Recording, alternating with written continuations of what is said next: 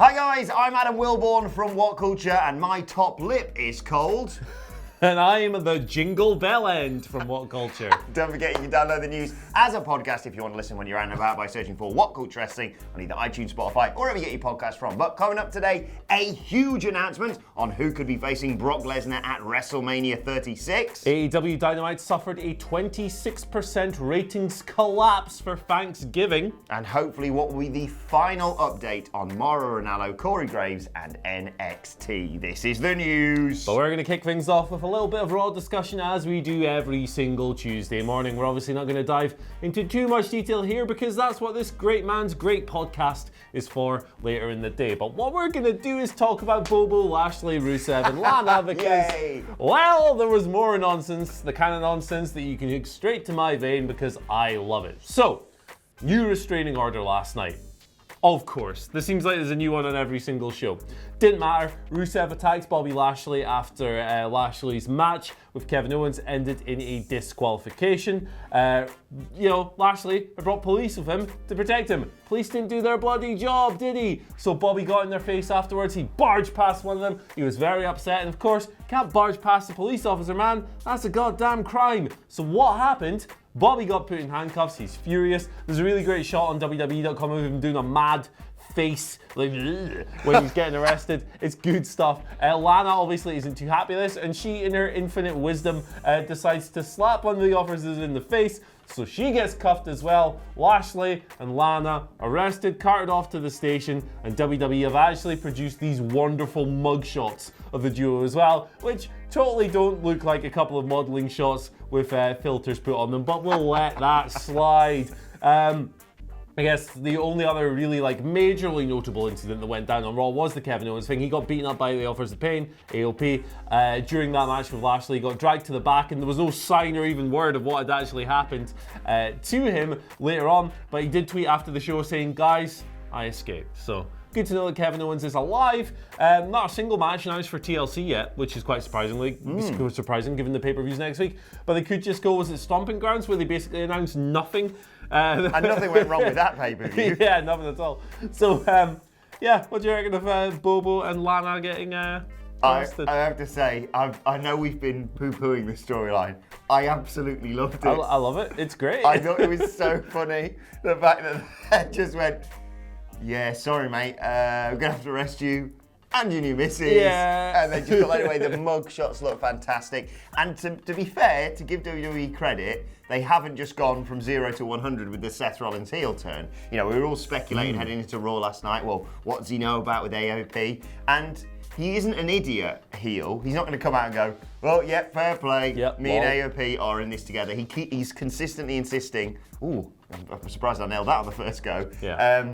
That he has nothing to do with it. There's no involvement with AOP, but he also, the masks keep slipping just a little bit when he gets angry in a backstage promo and he goes, "I'm sorry, I'm just really passionate about this." Uncharacteristically subtle from the storytelling mechanism, and yeah, I'm into it. Although they have 6 days to ruin it before next week's Raw, where he's just going to tweet out, "F you," or whatever. Yeah, something like call everyone cucks or whatever. Like, yeah, that'll come, but for now, let's enjoy it. Did Kevin Owens do a swear on Raw as well? Bullshit. Should be doing that, Naughty Kev, boy. you naughty. That'll get you arrested. Yes. Whoa. Right, let's move on. Police, is it? Let's move on and talk all about Brock Lesnar and his WrestleMania 36 opponent. You reported yesterday all about Brock Lesnar not being involved in TLC, done for 2019. He's done for the decade, in fact. It's taking the decade off. But now TalkSport are reporting that Brock Lesnar's opponent at WrestleMania 36 could be either Cain Velasquez or Tyson Fury. Well. Now, I always, of course, take this with a pinch of salt. It's not wrestle votes, but even so, this is pure speculation as it stands. But TalkSport are saying that Tyson Fury, the Gypsy King, would be the most likeliest option if he can beat Deontay Wilder and become WBC heavyweight champion. Of course, the lineal heavyweight champion of the world. The Velasquez match, whilst not considered, just sort of a backup match, would probably be less intriguing considering he beat Brock Lesnar. Brock Lesnar beat him in like 2 minutes at Crown Jewel. But it's going to be considered a sort of rubber match. Of course, Kane won their first actual match in UFC. Brock won the match at Crown Jewel, so it would be considered sort of a rubber match. So it's either going to be potentially Fury or Velasquez, two men who are, Velasquez has a lot more experience with his time in Triple R, not a lot more, but a little bit more experience in Triple R. Or Tyson Fury. What do you make of that for Brock Lesnar? I think it would be very interesting to see what both Cain Velasquez and Tyson Fury could do with some more training under the belts. I think with Fury, obviously he's going to be training for this potential fight with Wilder. That's going to occupy so much time.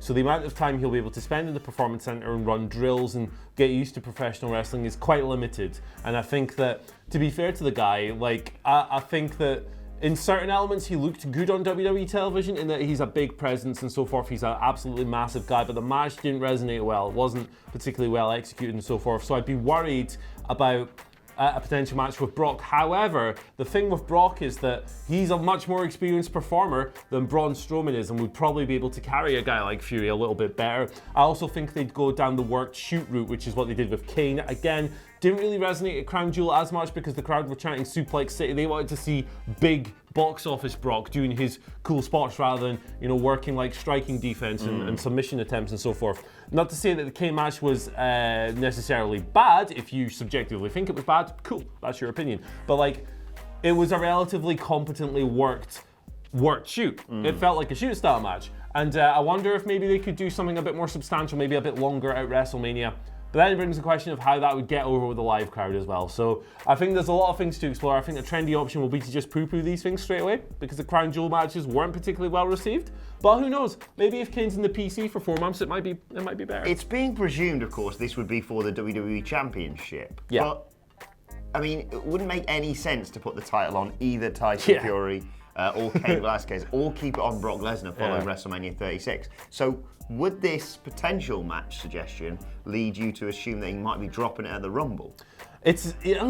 The thing with Brock is, man, that I think he really suits the longer reigns. I know it's not a popular opinion because a lot of people hate the part-time champion, but I think it adds a little bit of specialness whenever he shows up and so forth. So we could forecast that, but I think the thing that would prevent me from going all in on that take would be, who's beating him at the Rumble?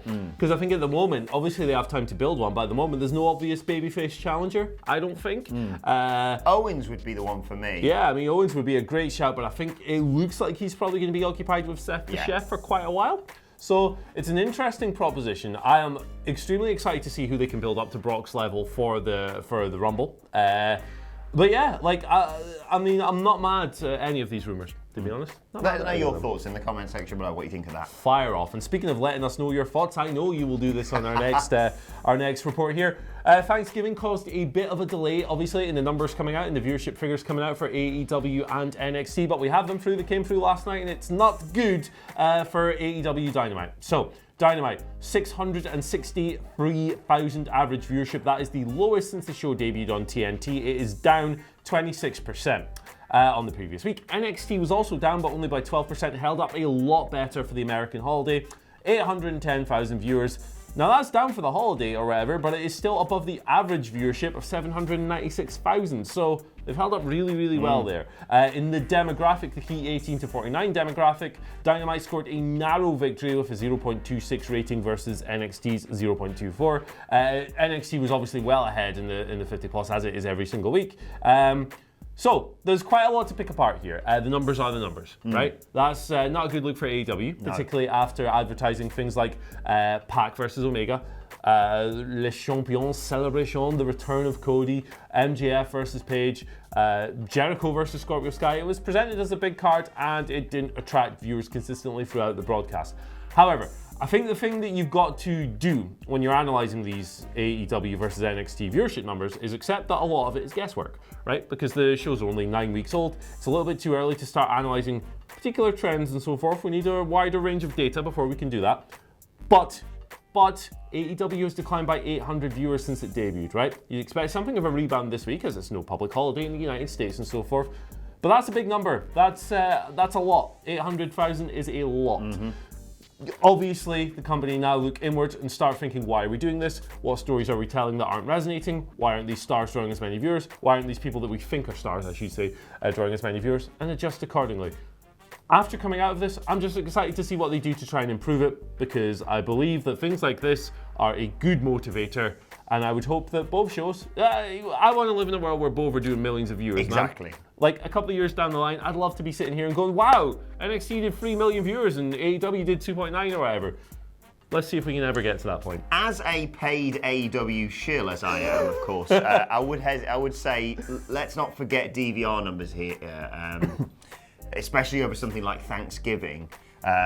Dave Meltzer himself pointed out the fact that those DVR numbers are huge for both shows. Having said that, you're 100% right. It is a worrying, disappointing number for AEW, especially when NXT was so consistent on a show where, you know, the last time they beat AEW, where people went, oh, well, that's because, you know, WWE promised main roster stars.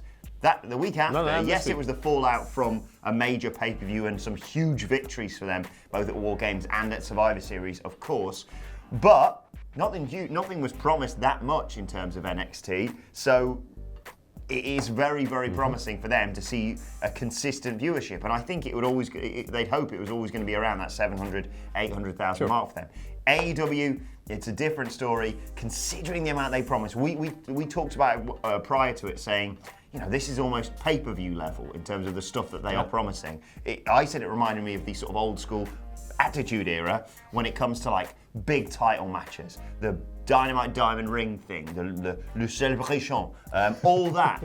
And yet, they didn't deliver in terms of viewership as far as immediate ratings go. Yeah, didn't help the audience. I think myself and the Daddy Boys will probably have to sit down and do a roundtable on this about how do we turn this AEW ship around, because it's not a death knell for them, but it is worrying. It is worrying, and again, I'll just reiterate the point that when you're analysing these things, you can't throw out takes like, oh, well, Marco's stunt was on TV 4 weeks ago, so that means it got 600,000 this week.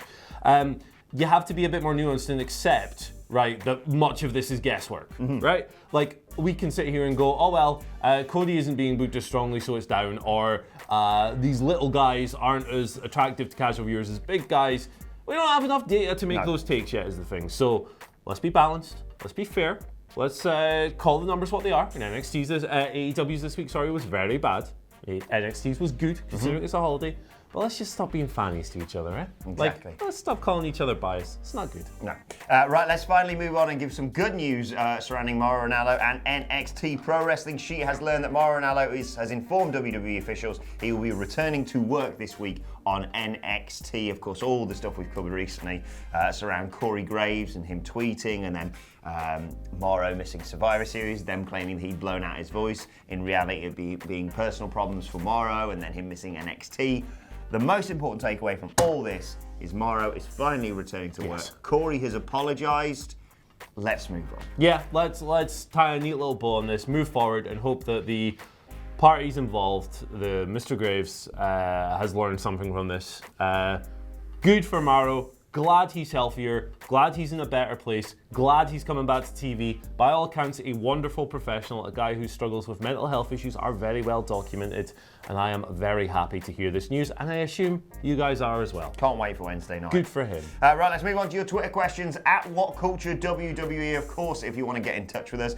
Graham Wright starts us off, arguably off the back of this Brock Lesnar announcement, saying, it's time they made the Universal Belt into a Legends part-timers belt for people like Brock, Cena, Undertaker, Goldberg, etc. to hold and defend at Big Four and Saudi events throughout the year. Now, it's not a question per se, but I'd love to know your thoughts on that. I think that creates a number of issues. I hear the logic. 100%. But then, do you need to come in with a new top title for Raw? Do you need another belt? Yes, I think he implies there that he'd have proper champions on each brand. Then you have the problem of having another belt in a universe where we have like 20 of the things already.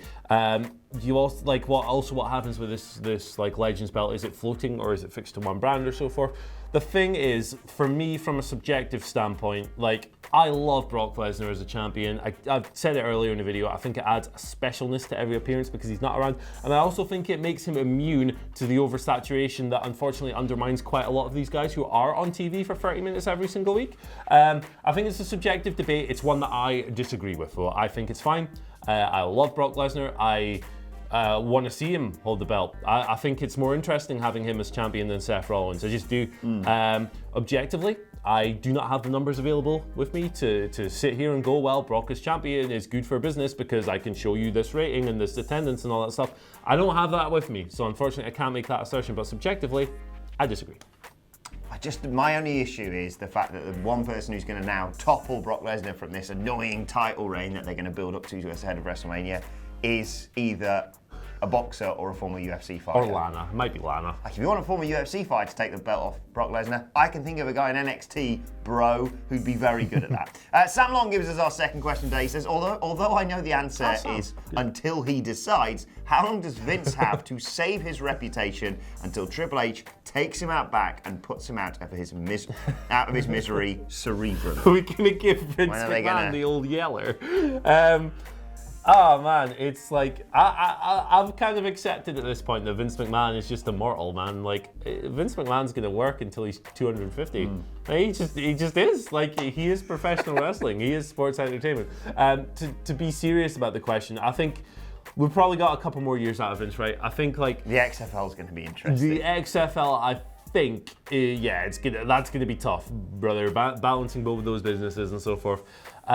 Although I'm a bit wary about the Triple H is the savior narrative because Triple H has learned everything he knows about working wrestling promotions and promoting wrestling from Vince McMahon. Or especially if stuff starts going wrong. Right, exactly. He'll go, Dad, what do I do? help, pops. But yeah, I think a couple of years. To quote Terry Funk, forever!